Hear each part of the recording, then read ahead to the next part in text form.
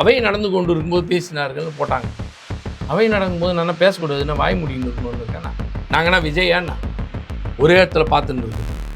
அந்த அளவுக்கெல்லாம் நாங்கள்லாம் வந்து ஒரு பெரிய ஞானியாக இருந்தால் பரவாயில்ல. நாங்கள்லாம் மனுஷன் ஞானிகளால் மட்டும்தான் ஒரே இடத்த அப்படி முறைச்சின்னு 4 மணி நேரம் பார்த்துட்டு இருக்கோம்.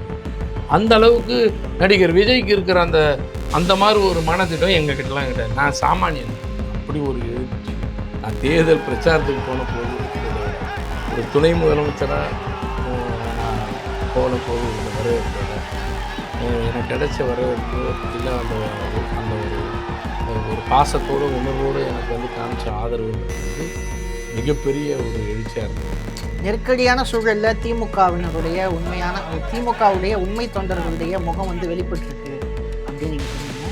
அது எதிர்கட்சியாக இருக்கும்போது வெளிப்படுது, ஆளுங்கட்சியாக இருக்கும்போது உண்மை தொண்டர்களுக்கு அங்கீகாரம் இல்லை அப்படிங்கிற விமர்சனமும் அந்த டைம்லைனில் பார்க்க கேள்வி தாய்மாமன் சீரடி ரொம்ப ரொம்ப முக்கியமான விஷயம் தான். வந்துடுறேன். நான் அதுக்கு வரதுக்கு முன்னாடி வரேன்.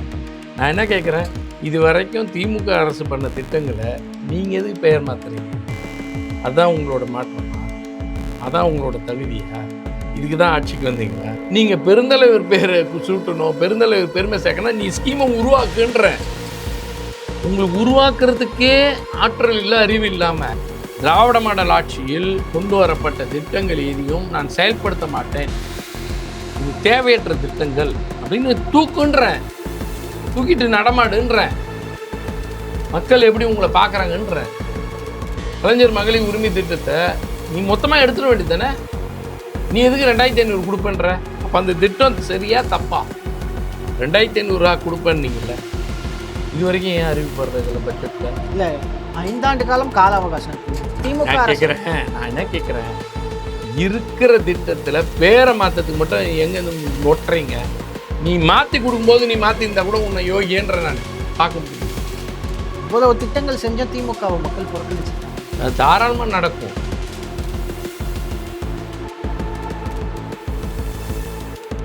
வணக்கம். இன்றைய நேர்காணலில் காஞ்சிபுரம் முன்னாள் சட்டமன்ற உறுப்பினர், திமுக கொள்கை பரப்பு செயலாளர் சிவிஎம்பி எழிலரசன் அவர்கள் நம்முடைய இணைந்திருக்கிறார். வாருங்கள், அவரிடம் பேசலாம்.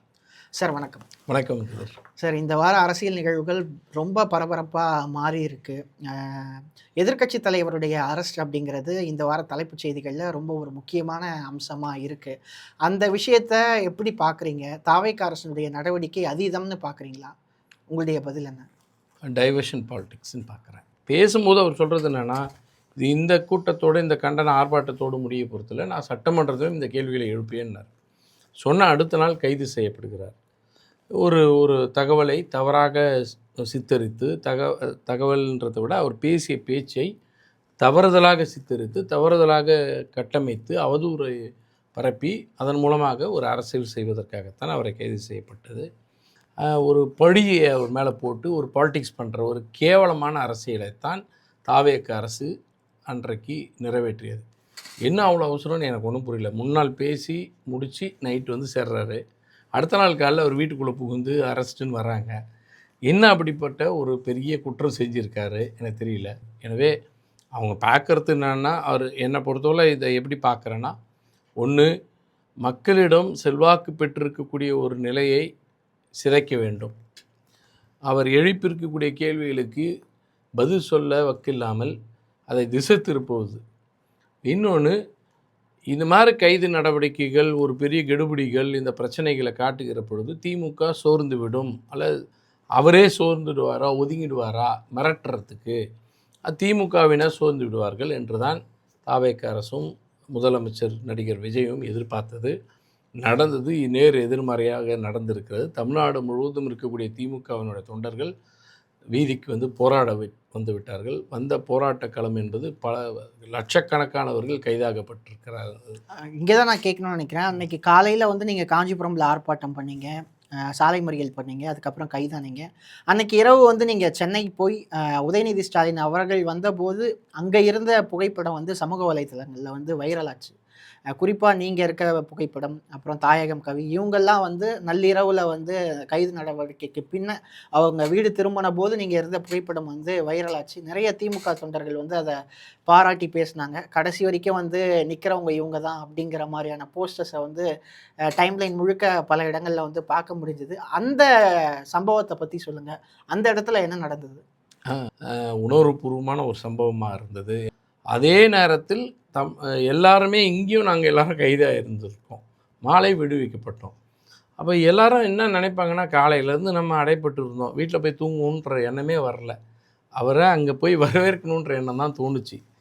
நான் இங்கேருந்து சரியான மழை அன்னைக்கு வந்து கலைஞர் தொலைக்காட்சியில் ஒரு விவாதமும் இருந்தது. அது தொடர்பாக விவாதத்தை முடித்து விட்டு தான் இங்கேருந்து கிளம்புனேன். போய் சேரும்போது அப்படி ஒரு அடைமழை. ஆனால் அங்கே போய் பார்த்தா அப்படி ஒரு கூட்டம். என்னென்னா திமுகவினுடைய உண்மை தொண்டர்களையும் திமுகவுடைய உண்மை முகத்தையும் அன்றைக்கு பார்க்க முடியுன்ற மாதிரி காட்டப்பட்டது. சோதனையான காலங்களில் திமுகவினர் எப்படி இருப்போன்றதுக்கான ஒரு சூழலாக அது இருந்தது. அங்கேருந்து அவரை ரிசீவ் பண்ணிவிட்டு தலைவருடைய இல்லத்திற்கு போகிற ஒரு சூழல் இருந்தது. வாங்கன்னு சொல்லுவேன். அவரை வாங்கன்னாரு. உடனே நாங்கள்லாம் அப்படியே எல்லோரும் ட்ராவல் ஆகி அப்படியே போயிட்டோம். தலைவர் இல்லத்துக்கு போய் தலைவரையே சந்திக்கிற ஒரு வாய்ப்பு இருந்தது. அவரும் அந்த நேரத்தில் காத்திருந்து நல்லா இரவு நேரம் 11 மணிக்கு மேலே தான், 11:30 மணி 11:30 மணிக்கு மேலே போய் பார்க்குறோம். அந்த நேரத்துலேயும் அவர் எல்லாம் ரொம்ப இதுவாக பார்த்து ரிசீவ் பண்ணிவிட்டு அவரையும் வாழ்த்திட்டு, அதே நேரத்தில் என்ன நிகழ்வுகள் நடந்தது, எப்படி நடந்தது, போகும்போது என்ன எப்படி இருந்ததுன்றதெல்லாம் தலைவர் கேட்க, அவரோடு பயணித்தவர்கள் இருந்தாங்க. குறிப்பாக அண்ணன் நேரு, அண்ணன் ஏவா வேலு, அதே போல் வழக்கறிஞர்கள் நண்பர் பரந்தாமன், நண்பர் சரவணன், அப்புறம் முன்னாள் அமைச்சர்கள் அண்ணன் மாசு, சேகர்பாபுலாம் இருந்தாங்க. கூடவே திரு அன்பில் மகேஷ், நான், அண்ணன் தாயகம் கவி எல்லாம் நின்றுட்டு இருந்தோம். தலைவர் அப்போ கேட்கும்போதும் அதான் கேட்டார், எப்படி இருந்தது, எப்படி உனக்கு ஃபீல் ஆச்சுன்னு கேட்டார் அவரை. நான் இயல்பாக போனேன் அப்படின்னு அவர் பேசும்பொழுது, வழியெல்லாம் காவல்துறையினர் வந்து ஆங்காங்கே நிறுத்தி இந்த வாகனம் இல்லாமல் இன்னொரு வாகனம் மாற்றுறது அப்படின்லாம் ரொம்ப நெருக்கடிகள்லாம் இருந்தது. அதெல்லாம் ஒன்றும் நான் இயல்பாக எடுத்துகிட்டு போயிட்டேன், எனக்கு ஒன்றும் இதுவாகவே நான் சங்கடமே படல அப்படின்னாரு. மதிய உணவு எங்கே கொடுத்தாங்க அப்படின்னா, நம்ம கட்சிக்காரர் கொடுத்தது எதையும் வாங்கக்கூடாதுன்ட்டாங்க. அவங்க எதுவும் ஒழுங்காக கூட ஏற்பாடு பண்ணல. இருந்தாலும் பரவாயில்ல, நான் அதை வந்து சாதாரணமாக தான் எடுத்துகிட்டு போனேன் அப்படின்னு அதையும் சொன்னார். மீண்டும் ட்ராவல் ஆகி போய் இது இடையிலே வந்து உனக்கு நீதிமன்றம் சொல்லிடுச்சுல, சொன்ன பிறகு எப்படி ரியாக்ட் பண்ணாங்க?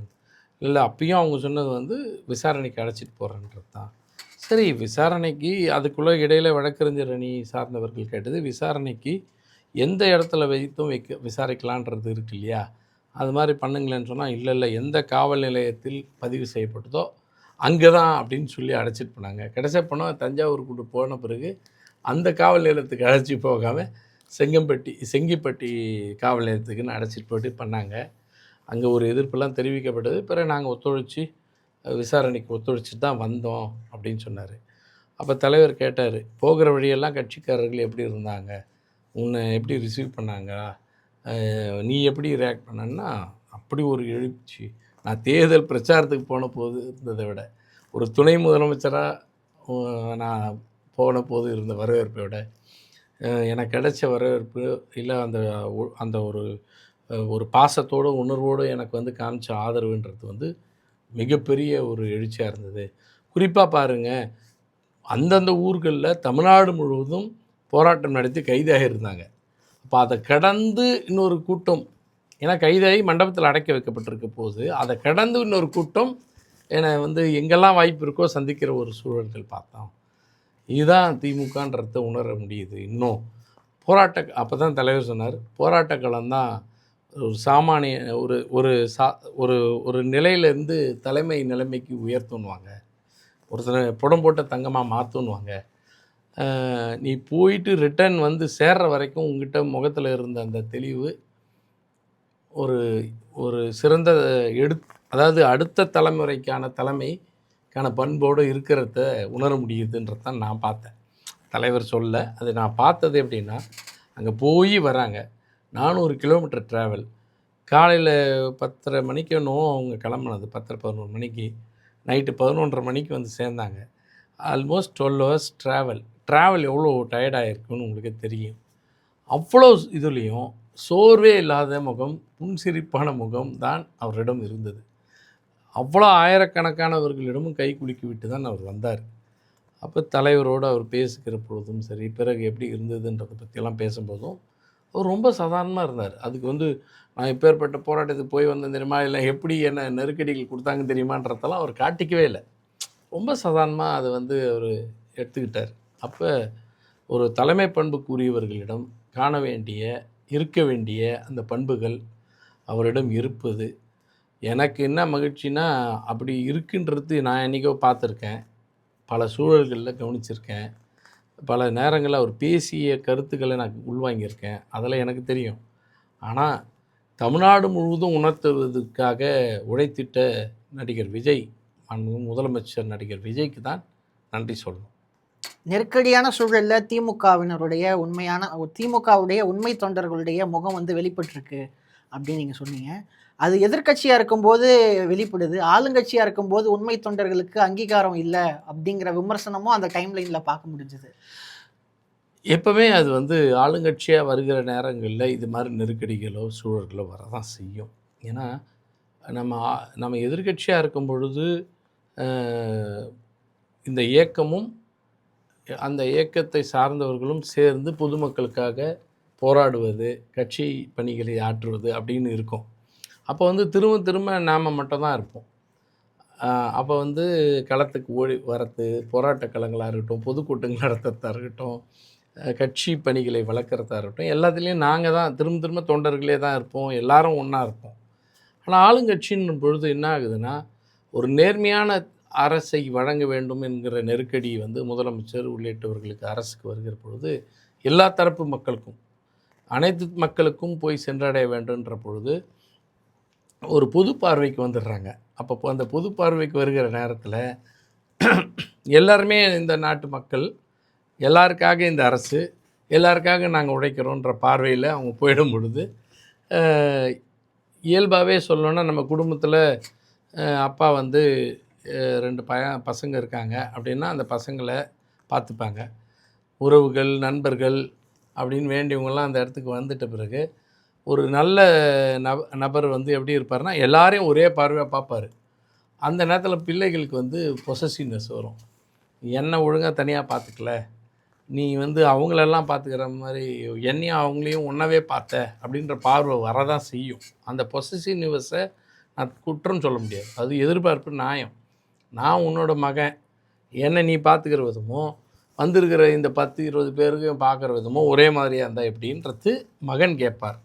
ஆனால் அந்த அப்பாவாக இருக்கிற ஒரு பார்வை எப்படின்னா, இந்த மகன் வயது ஒத்திய அத்தனை பேரையும் பார்க்கும்பொழுது அவர்களையும் எனக்கு மகன் போலவே பாவிக்கக்கூடிய சூழலில் இருக்கேன். அதில் நான் வேற்றுமையாக பார்க்க முடியாதுன்ற மனநிலையோடு அவர் இருப்பாங்க. இப்போ இதில் 2 பேருடைய பார்வையையும் தவறுன்னு நான் சொல்ல மாட்டேன். அதில் வர விமர்சனங்கள் தான் ஆளுங்கட்சி ஆகிவிட்டால் கட்சி தொண்டர்களை, உண்மையான தொண்டர்களை கவனிக்கவில்லை என்ற அந்த பிரச்சனைகள் வரதான் செய்யும். அரசியல்ன்றதே எதிர்பார்ப்பற்ற ஒரு அர்ப்பணிப்பு தான். அந்த பொதுப்பணிக்கு வந்துட்டால் இது போன்ற உதாசீனங்கள், நம்மளே அறியாமல் அங்கீகாரங்கள் மறுக்கப்படுவதும், சில நேரங்களில் நம்மளை வந்து அடையாளம் காணாமல் போவதும், சில நேரங்களில் வந்து உழைப்புகள் வந்து என்ன சொல்கிறது, சில நேரங்களில் இது மாதிரி விஷயங்கள், அதாவது வந்து ஒரு கவனிப்பற்ற தன்மைகள் ஏற்படுவதும் இதெல்லாமே நடக்கும். ஆனால் எங்கள் முன்னோர்கள் கொடுத்துருக்கக்கூடிய பாதை எப்படின்னா, அதெல்லாம் பார்க்கக்கூடாது. நீங்கள் பாட்டுக்கு போயிட்டே இருக்கணும். என்ன கமிட்மெண்ட் வந்தீங்களோ அதில் நோக்கிய பயணத்தில் போயிட்டே இருக்க வேண்டியது தான் அப்படின்றதும், தலைமை அந்த இயக்கத்தை மட்டும்தான் முன்னிலையாக எடுத்துக்கொண்டு போகணுன்ற அந்த பயணத்தில் திமுகவினர் எப்பொழுதும் சலித்ததல்ல. அந்த பயணம் தொடர்ந்து கொண்டு தான் இருக்கிறது. இந்த குடும்பம் பெரிய குடும்பம். இதில் சின்ன சின்ன சிக்கல்கள் வந்தாலும், மன வருத்தங்கள் வந்தாலும், களத்துக்கு வந்துட்டால் நாங்கள் எல்லாம் போர்வாளியாக தான் நிற்போம். தாவேக அரசு வெற்றி பட்ஜெட்டை வெற்றிகரமாக தாக்கல் பண்ணியிருக்காங்க. அதான் அந்த கட்சி பேரில் இருக்கிற வெற்றியை சொல்கிறீங்க. பட்ஜெட்டில் அங்கங்கே வெற்றின்னு ஒரு வார்த்தை வந்திருக்கு, அதை பல சொல்கிறேன். திட்டங்கள் வெற்றி அப்படிங்கிற பேர்ல வந்து தாக்கல் அதான் பண்ணியிருக்காங்க. ஆட்சியே மாற்றத்திற்காக அப்படின்னு சொன்னாங்க. நாங்கள் கூட ஏதோ பெருசாக மாற்றம் வரப்போகுதுன்னு நினச்சோம். திமுக அரசு திராவிட மாடல் ஆட்சியில் கொண்டு வந்த அத்தனை திட்டங்களுக்கும் பெயர் மாற்றிருக்காங்க.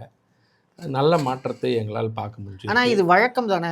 ஒரு புது கட்சி ஆட்சிக்கு வந்தா ஏற்கனவே இருக்க ஒரு நலத்திட்டங்கள் இருந்தா அதை பெயர் மாற்றத்துங்கிறது ஒரு வழக்கமான ஒன்றா தானே இருக்கு. எனக்கு ஒன்றும் அப்படி தெரியலைங்க. அதாவது ஒரு ஒரு ஒரு ஆட்சி அமையுது என்றால் அந்த ஆட்சி வந்து என்ன பண்ணுன்னா, ஏற்கனவே இருக்கக்கூடிய நல்ல திட்டங்களை தொடரும் ஒன்று. அதில் கை வைக்கிறது அதை பற்றியெல்லாம் யோசிக்காது, அரசியல் பார்வையில் வராது ஒன்று. ரெண்டாவது விஷயம், ஆனால் அதே நேரத்தில் ஒன்று தோணும், அந்த திட்டத்தை விட ஒரு சிறந்த திட்டத்தை நான் உருவாக்கி அதுக்கு நம்ம பெயர் வைக்கணும்னு ஆசைப்படுறது ஒரு ஆட்சிக்கும் ஒரு கட்சிக்கும் ஒரு பெருமையாக பார்க்கக்கூடிய அந்த மாதிரி சிறந்த திட்டங்கள் எதுவுமே இந்த பட்ஜெட்டில் இல்லையா? இல்லை, நானும் 3 முறை பிரட்டி பார்த்துட்டேன். திட்டம் இருக்கான்ற, நீங்கள் என்ன சிறந்த திட்டத்துக்கெலாம் போயிருங்க, முதல்ல திட்டம் இருக்கான்றது தான் என்னோட கேள்வியே. தாய்மாமன் சீர் அறிவிச்சு ரொம்ப ரொம்ப முக்கியமான விஷயம் தான், வந்துடுறேன். நான் அதுக்கு வரதுக்கு முன்னாடி வரேன். நான் என்ன கேட்குறேன், இது வரைக்கும் திமுக அரசு பண்ண திட்டங்களை நீங்கள் எதுக்கு பெயர் மாற்றுறீங்க? அதுதான் உங்களோட மாற்றமா? அதான் உங்களோட தகுதியா? இதுக்கு தான் ஆட்சிக்கு வந்தீங்களா? இதை மாற்றுறதுக்கு ஒரு கட்சியோ அதுக்கு ஒரு ஆட்சியே மக்கள் வாக்களித்து தரணும்னு அவசியமே கிடையாது. நான் என்ன கேட்குறேன், காலை உணவு திட்டம், முதலமைச்சர் காலை உணவு திட்டம், இவ்வளோ தான் இருக்குது. இதில் யாரோட பெயராது இருக்கா?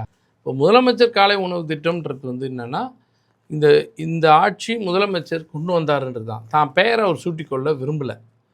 நம்ம பேரை நம்ம ஏன் வைக்கணும் அப்படின்னு நினச்சார். பல சமூக சீர்திருத்த திட்டங்கள், சமூக நீதிக்கான திட்டங்கள் பல்வேறு முதலமைச்சர் காலகட்டத்தில் வந்திருந்தாலும் பெண்களுக்கான எக்ஸ்க்ளூசிவ் ஃபார் விமன் எம்பவர்மெண்ட்டுன்னு சொன்னால் அதுக்கு கலைஞர் தான் வித்திட்டவர். அதனால் கலைஞர் மகளிர் உரிமை திட்டம்னு ஒன்று கொண்டு வந்தது உண்மை. அதை இப்போ மகளிர் உரிமை திட்டம், கலைஞர் பெயர் உங்களுக்கு என்ன உறுத்தல்? அதில் என்ன உங்களுக்கு உறுத்தல்? உங்களுக்கு என்ன தகுதி இருக்குது? அவர் பெயரை நீக்கக்கூடிய அளவுக்கு உங்களுக்கு என்ன தகுதி வந்துடுச்சுன்றீங்க? நீங்கள் என்ன சாதிச்சிட்டீங்க மக்களுக்காக? மக்கள் வாக்களித்து உங்களை உட்கார வச்சுருக்கு, அவ்வளோதான்.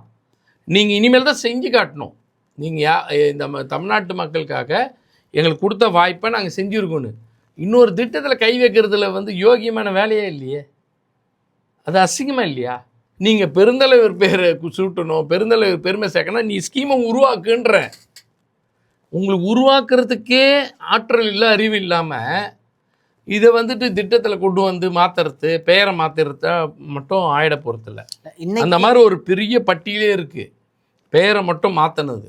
அது வந்து அறிவுபூர்வமாகவோ அது ஆக்கப்பூர்வமாகவோ கிடையாது. அரசியலே நாகரிகமற்ற அரசியலை செய்யக்கூடியவங்க மட்டும் தான் செய்கிற விஷயம் அது. இது ஒரு பக்கம் இருக்கட்டும், எங்களுக்கு ஒன்றும் பிரச்சனை இல்லை. ஏன்னா மக்கள் மனதில் எங்களுடைய மாண்புமிகு முதலமைச்சராக விளங்கிய எங்கள் தலைவர் அவர்கள் பெயர் நீங்கள் இடத்த பிடிச்சிட்டார். அவ்வளோ பெஸ்ட்டு ஸ்கீம்ஸை நான் இன்னும் சவாலாக விடுறேன். You take it as a challenge. உனக்கு இந்த திட்டங்கள் எதுவுமே வேணாம், ஏன் தூக்குன்ற. நான் திராவிட மாடல் ஆட்சியில் கொண்டு வரப்பட்ட திட்டங்கள் எதையும் நான் செயல்படுத்த மாட்டேன், இது தேவையற்ற திட்டங்கள் அப்படின்னு தூக்குன்றேன். தூக்கிட்டு நடமாடுன்றேன். மக்கள் எப்படி உங்களை பார்க்குறாங்கன்றேன். கலைஞர் மகளிர் உரிமை திட்டத்தை நீ மொத்தமாக எடுத்துட வேண்டியது தானே? நீ எதுக்கு 2500 கொடுப்பேன்ற?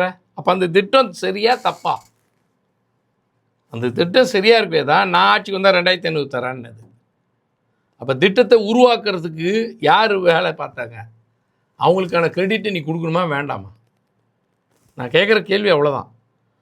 இல்லைங்க இது நல்ல திட்டம் இல்லை, நான் ஒரு திட்டத்தை கொண்டு வர போகிறேன் மக்களுக்காக, மேம்பாட்டுக்காக, மகளிர் மேம்பாட்டுக்காகன்னு சொன்னீங்கன்னா, உனக்கு மக்கள் அதை நம்பி ஓட்டு போட்டாங்கன்னா நீ ஆட்சிக்கு வந்துட்டீங்கன்னா நீ கொண்டு வா. நீ இருக்கிற திட்டத்தை 2500 ஆக்குவேன்னு. அப்போனா இந்த திட்டம் கரெக்டான திட்டம் தானே அர்த்தம். அப்போ அதை முதல்ல மாற்றக்கூடாது, ஃபஸ்ட் பாயிண்ட். நான் இப்போ செகண்ட் பாயிண்ட் வரேன். நீ கொடுத்த வாக்குறுதியை நிறைவேற்றினியா? 2500 கொடுப்பேன்னீங்கல்ல, இது வரைக்கும் ஏன் அறிவிப்பறல இதில் பட்ஜெட்டில்? இல்லை, 5 ஆண்டு காலம் கால அவகாசம் இருக்குல்ல. நான் என்ன கேட்குறேன், இருக்கிற திட்டத்தில் பேரை மாற்றத்துக்கு மட்டும் எங்கேருந்து உங்களுக்கு நொட்டுறீங்க? நீ மாற்றி கொடுக்கும்போது நீ மாற்றிருந்தா கூட உன்னை யோகியன்ற. நான் 1000 இருந்த 2500 ஆக்கிட்டேன், அதனால் இதை பேர் மாற்றுறேன்னு சொன்னால் நீ கொஞ்சமாவது சூடு சொரணை இருக்குது, உப்பு போட்டு சாப்பிட்றேன்னு நான். நீ இருக்கிற திட்டத்தை பேர் மாற்றி நீனா கைட்டினங்க, நீனா கிழிக்கிறதுல ஒன்று நீ நிறுத்தணும். அதை இது ஃபெயில்யூர் இல்லை, இது தப்பு, இது கடன் வாங்கி செய்ய வேண்டிய அவசியம் இல்லை அப்படின்னு சொல்லி நிறுத்துன்றேன் நான். நிறுத்தி பாரு, மக்கள் காரி துப்புவாங்க, அடிக்க வந்துடுவாங்க.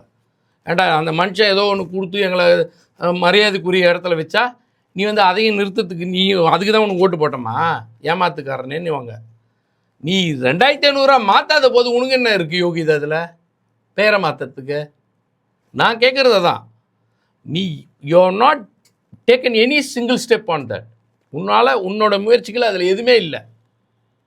இருக்கிற திட்டத்தை அப்படியே ஃபாலோ பண்ணுற மாதிரி பார்க்க முடிஞ்சுது. இவ்வளவு திட்டங்கள் செஞ்சும் திமுகவை மக்கள் புறக்கணிச்சிருக்காங்க. தாராளமாக நடக்கும். புறக்கணிப்புன்றதை விட ஆட்சிக்கான வாய்ப்பு தான் தரல. நீங்கள் புறக்கணிக்கப்பட்டோம் என்று சொன்னால் நாங்கள் 0 சீட் தான் வந்துடணும். நாங்கள் புறக்கணிக்கப்படல. எங்களோட அணிக்கு 73 சீட்டு கொடுத்தது. எங்கள் அணிக்கு 73 சட்டமன்ற உறுப்பினர்களை தந்தது. அப்படின்னா என்ன புறக்கணிக்கப்பட்டோம்னு அர்த்தமா? கிடையாது. சரி, இன்னைக்கு சட்டசபை விவாதத்தை எப்படி பார்க்குறீங்க? ஒரு எல்லாத்துக்கும் மேலே ஒரு முழு லைவை வந்து அவங்க சக்ஸஸ்ஃபுல்லாக பண்ணி கொடுத்துருக்காங்க. அது ஒன்று சொல்லட்டுங்களா? பண்ண முடியல. ஒன்று சொல்லட்டுங்களா? அதிமுக செய்யவே இல்லை. ஆமாம், திமுக தான் முதல்ல சேனலோ உள்ளரே விட்டுருக்கோம். நான் வந்து இப்போ ஃபஸ்ட் ஃப்ளோரில் உட்காந்துருக்கேன். இப்போ நான் கிரவுண்ட் ஃப்ளோர் கட்டினா மட்டும் தான் ஃபஸ்ட் ஃப்ளோர் வரும். கிரவுண்ட் ஃப்ளோர் இல்லாமல் ஃபஸ்ட் ஃப்ளோர் கட்ட முடியுமா? எங்கேயாவது தாராளமாக கட்ட முடியுமா? இல்லை கட்ட முடியாது. பட் ஆனால் இந்த விஷயம் கேட்ட கேள்வி பதில் சொல்லுங்கள். கிரவுண்ட் ஃப்ளோர் இல்லாமல் ஃபர்ஸ்ட் ஃப்ளோர் கட்ட முடியாது. ஏரில் கட்ட முடியுமா? ஆனால் நீங்கள் இருக்கிற காலத்துல நான் சொல்கிறது கேட்டுங்க. அதுக்கான முயற்சிகளே நாங்கள் எடுத்ததுனால தானே இன்னைக்கு உங்களுக்கு முடிஞ்சிருக்கு. இல்லை, நீங்கள் கேள்வி நேரம் 1 மணி நேரம் ஒளிபரப்புனீங்க. அது அப்படிலாம் கிடையாது. 1 மணி நேரத்துக்கு அப்புறம் முக்கியமான டிபேட்ஸை நாங்கள் அலோவ் பண்ணியிருக்காங்க. இல்லை, எதிர்கட்சிகள் பேசும்போது யார் பேசத்தும் உண்டு, இல்லை எல்லாருக்கும் கிளிப்ஸ் உண்டு. எதிர்கட்சியெல்லாம் கிடையாதுங்க. நீங்கள் முதல்ல தப்பான பதிவு பண்ணாதீங்க. எந்த ஒரு உறுப்பினர் பேசுவதும் இருக்காது. நீங்கள் எதிர்கட்சி உறுப்பினர்ன்ற வார்த்தையை பயன்படுத்துங்க. அப்போ ஆளுங்கட்சி உறுப்பினர் இல்லை ஸ்ட்ரீமிங் நான் கேட்குறேங்க. ஆளுங்கட்சி உறுப்பினருக்கு உண்டா? அதுதான் நான் கேட்கறது. எதிர்கட்சி உறுப்பினர்ன்றீங்க, அப்போ ஆளுங்கட்சி உறுப்பினருக்கு அது இஷ்யூவை பொறுத்து மாறி இருக்கு. கிடையவே கிடையாது. ஆளுங்கட்சி உறுப்பினர் மட்டும் எப்படி உண்டு? எப்பவுமே கிடையாது, எப்பவுமே கிடையாது. நீங்கள் இதை முதல்ல புரிஞ்சுங்க. அமைச்சர் பதிலுரையை மட்டும் காட்டப்பட்டதுன்னு சொல்லுங்க. அதுதாங்க சார் சொல்கிறேன். அது பேர் ஆளுங்கட்சி உறுப்பினர் இப்போ பேசும்போது காமிச்சாங்களா? இல்ல. அப்ப அவர் உறுப்பினர் இல்லையா? அரசு தரப்புல இல்லைங்க. அப்ப அவர் உறுப்பினர் இல்லையா? அவர் அவரோட விவாதங்கள் வெளில வரல. அப்ப நீங்க வந்து பயாஸ்டுன்னு சொன்னா எது? ஒரு உறுப்பினருக்கு காட்டுவதும் இன்னொரு உறுப்பினர் காட்டலன்னா தான் அது பயாஸ்டு. அதை முதல்ல புரிஞ்சுங்க. நீங்க எடப்பாடி பழனிசாமி அவர் இல்லைங்க, அவர் வந்து கேட்டது வந்து தவறுங்க. என்ன தவறுன்னு கேட்டுங்க. நீங்க நான் பேசுறேன் ஆனா பதில் மட்டும் காட்டுறாங்க, நான் பேசுறது காட்டலன்றவரு. நான் பேசணுங்க, எனக்கு பதில் கொடுத்ததை காட்டுறாங்க, நான் பேசுறது காட்டலையே. இல்லை, அது காட்டியிருக்க முடியும். நான் கேட்குற கேள்விக்கு பதில் சொல்லுங்க. அப்போ எடப்பாடி மட்டும் தானா 7 ஆளுங்கட்சி உறுப்பினர்? எனக்கும் தானே காட்டல. அந்த ரூல் ஏன் நான் கேட்ட கேள்வி இல்லைங்க. நான் கேட்டதுக்கு முதல்ல முடிவு வாங்க, அப்புறமா இதுக்கு வருவோம். இந்த ஆளுங்கட்சிக்கு மட்டும் காட்டினாங்க, எதிர்கட்சி காட்டலன்றது முதல்ல தொடச்சு. நான் யாரையும் சரி நான் சொல்ல வரது எங்களை உங்களைன்னு சொல்ல வரலைங்க. நீங்க கேட்கறது எனக்கு புரியுது. ஆளுங்கட்சிக்கு காட்டப்பட்டது எதிர்கட்சி காட்டப்படலன்னு சொன்னா மக்கள் தவறாக புரிந்து கொள்வார்கள். சரி, அரசுக்கு இல்லைங்க அமைச்சர் அப்படிலாம் கிடையாது, தப்பா சொல்லக்கூடாது. சரி, முதலமைச்சர் அமைச்சர்கள் இல்லைங்க, அமைச்சர் பதில் உரைகள் காட்டப்பட்டிருக்கு, உறுப்பினர்கள் கேள்விகள் காட்டப்படாது. அதற்கு காரணம் இருக்கு. ஏன்னா அமைச்சர்கள் தாண்டி உறுப்பினர்களுக்கு இன்னும் பரிட்சமாகாத சூழல்கள் நிறைய இருந்த சூழல் அன்னைக்கு இருக்கு இப்பயும் இருக்கு. நீங்க இப்பயும் பாருங்க, நீங்க பிராக்டிகலா இருக்கும், நீங்க வாட்ச் பண்ணுங்க. 2 நாள் நடந்திருக்கு. 30 நாள் முடியும் போது உங்களுக்கு எவ்வளவு சங்கடங்கள் இருக்குன்னு பாருங்க. அதுக்கு கடந்து வரணும். நான் கடந்து வரணுங்க. நான் சொல்ல வரது புரிஞ்சுங்க. உங்களுக்கு பழக்கப்பட வைக்கணும். உள்ளர இருக்கிற விஷயத்த பழக்கப்படுத்தி வைக்கணும். டிவி இல்லை உங்களுக்கு தெரியாது. அது ஏன்னு கேட்குறேன்னா, நீங்கள் வந்துட்டு நினைக்கிற மாதிரி இருக்காது. ஒரு அதாவது சட்டமன்ற நடவடிக்கைகள் வந்து சட்டமன்ற நடவடிக்கைகள் நான் நேரடியாக நான் சொல்ல வரது புரிஞ்சுங்க. நீங்கள் பார்வையாளரை பார்க்குறதுக்கும் நான் உறுப்பினர் உட்காந்துருக்கிறதுக்கும் நிறைய வித்தியாசம் இருக்குது. என்னென்ன சிக்கல்? அதை தான் சொல்ல வரேன். நான் உட்காந்து பேசும்பொழுது ப்ராக்டிக்கலாக இப்போ வந்து பார்த்தீங்கன்னா ஒரு பக்கம் அமைதியாக உட்காந்துருக்க மாதிரி தெரியும். அது நேச்சுரலாக இருக்காது. அது விவாதங்களும் பிரச்சனைகளும் வரும்பொழுது ஒரு சில நேரங்களில் காரச்சாரங்கள் மட்டும் வந்துட்டோம், மக்களுக்கே புரியாது யார் என்ன போட்டாங்க என்ன பிரச்சனைன்னு. நீங்கள் எப்பவுமே ஒரு விஷயத்துக்கு தாண்டி காட்டும்போது தவறாக தான் சித்தரிக்கப்படும். அது உங்களுக்கு தெரியாது முதல்ல. இப்போ அட்லீஸ்ட் இப்போ கொஞ்சம் கொஞ்சமாக பழக்கம் ஆகுதுன்னு சொன்னால் சந்தோஷம். நீங்கள் எடுத்த எடுப்பில் ஏன் செய்யலை? அப்போ ஏன் அதிமுக அந்த முயற்சி எடுக்கலை? இல்லை, அந்த முயற்சி நீங்கள் ஏன் எடுக்கலை சொல்லுங்களேன் பாலாம். கேஸ் போட்டாங்க, திமுக கேஸ் போடலங்க. அதிமுக ஆட்சியின் போது தேமுதிக சார்பில் வழக்கு தொடுக்கப்பட்டது, நீதிமன்றம் அதில் தலையிட முடியுதா? சட்டமன்ற விவகாரங்கள்ல முடியாது. அப்பனா ஏன் அதிமுக அரசு செய்யல? எடப்பாடி பழனிசாமி இவ்வளோ கேள்வி கேட்குறாருல, ஏன் அப்போ செய்யலையா? நான் கேட்குறது 2011 ஆட்சி ஜெயலலிதா அம்மையார் 16, அதுவாவது பரவாயில்ல, ஜெயலலிதா அம்மையாரோட முடிவுங்க எனக்கு தெரியாதுன்னு. 16 அந்த மாதிரி இறந்த பிறகு இவர் முதலமைச்சரானார். 4.5 வருஷம் இவர் என்ன பண்ணியிருந்தார் எடப்பாடி பழனிசாமி? ஏன் அவர் அந்த முயற்சி எடுக்கலை? நீங்கள் எங்களை கேட்குறீங்களே, அந்த டஃப் ஜாப் இல்லை எதுன்னீங்களே, அந்த ஜாபே எடுக்காத ஒருத்தருக்கு எங்கேருந்து ரைட் இருக்கும்? 2 பேராலையும் செய்ய முடியாது கிடையாது. இந்த மாதிரி 19 சொல்கிறோம், நாங்கள் செஞ்ச பிறகு தான் அது வந்திருக்குன்றேன். we only introduced it. நீங்கள் 2 பேரும் செய்ய முடியாதுன்னா நாங்கள் எப்படி செய்யலைன்னு அர்த்தமா? தப்பாக நீங்கள் பதிவு பண்ணக்கூடாது. அவங்க செய்யவே இல்லைன்றத நான் சொல்கிறத முதல்ல புரிஞ்சுக்கணும். கொஷினார்ஸையும் முக்கியமான 0 வர்றதையும் தென் மானியத்தினுடைய பதில்களையும் காட்டப்பட்டது. அது ஒரு சில சூழல்கள். இது முதல்ல பரிட்சம் ஆகணும். நீங்கள் நினைக்கிற மாதிரி கிடையாது. ஹவுஸில் ஒரு கேஷுவல்னஸ் இருக்கும். இதெல்லாமே பரிட்சை ஆகணும். நானும் பக்கத்தில் இருக்கிற உறுப்பினரும் பேசிகிட்டு இருந்தோம். சும்மா இருக்கிற சேனல்ஸுக்கு நாங்கள் விட்டதில் சேனல்ஸ் எடுத்துகிட்டு போட்டு இவர்கள் 2 பேரும் குசு குசு என்று பேசி கொண்டு இருந்தார்கள். போட்டாங்களே, கமெண்ட் போட்டான். நான் என்ன மிஷினான்னு? நாங்கள் 2 பேரும் நாங்கள் மனுஷன் தானே. சட்டமன்ற அவை நடவடிக்கையும் போது நாங்கள் பேசிக்க மாட்டோமாண்ணா? நாங்கள் என்ன கிளாஸ் ரூமில் இருக்கோம்னா? இப்போ இந்த முதலமைச்சராகிற விஜய் சொன்னார், ஒரு ரூம்லாம் லாக் பண்ணிட்டு பேசுவேன்னு, அறிவே இல்லாமல். அந்த மாதிரியாவது சட்டமன்றன்றது? சட்டமன்றம்னா கிளாஸ் ரூமாங்க. கிளாஸ் ரூம்லேயே பேசிகிட்டு இருப்பீங்க நீங்கள் காலேஜில். We are all individuals and ஒவ்வொருத்தரும் ஒரு மக்களுடைய ரெப்ரசன்டேட்டிவ். சில கருத்துக்களை நாங்கள் பேசிப்போம். அங்கே நடக்கிற விவாதத்தை குறித்து கூட பேசுவோம். ஏன்னா எல்லாமே எல்லாருக்கும் தெரியாது. நான் சீனியராக இருக்கிற என் பக்கத்தில் இருந்த உதயசூரியன்கிட்ட கடந்த முறை நிறைய கேள்விகள் கேட்பேன். அவர் கொடுத்த எக்ஸ்பீரியன்ஸ் எனக்கு. அடுத்து இந்த முறை என்ன பண்ணுவார், என்கிட்ட கேட்பார். ஆனால் இது எப்படின்னா, இப்போ நான் இதை பண்ணணுன்னு நான் சொல்லுவேன். ஒன்று அங்கேருந்து போட்டு இவர்கள் அவை நடந்து கொண்டு இருக்கும்போது பேசினார்கள்னு போட்டாங்க.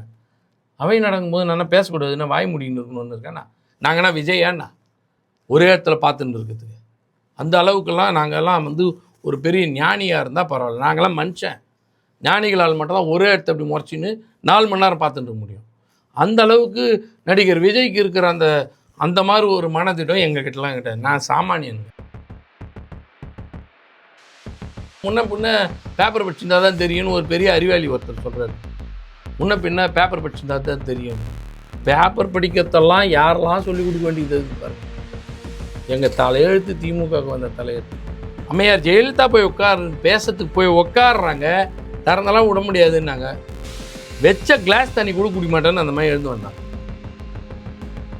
நான் போய் என் ஃப்ளைட்டில் போய் நான் என் ஊரில் குடிச்சிக்கிறேன் போடான்னு சொல்லிட்டு எழுந்து வந்தேன். அம்மா அப்போ நீதிமன்றம் சொல்லிச்சு, இனிமேல் நான் உங்களை போக சொல்லலை சமரச பேச்சுக்கு. நீதிமன்றம் ரெக்கார்ட் பண்ணியிருக்கு. அவமானப்பட்டாலும் பரவாயில்ல அப்படின்னு. அது நீங்கள் கொடநாட்டுக்கு போய் அவமானப்பட்டது தனிப்பட்ட நடிகர் விஜய்.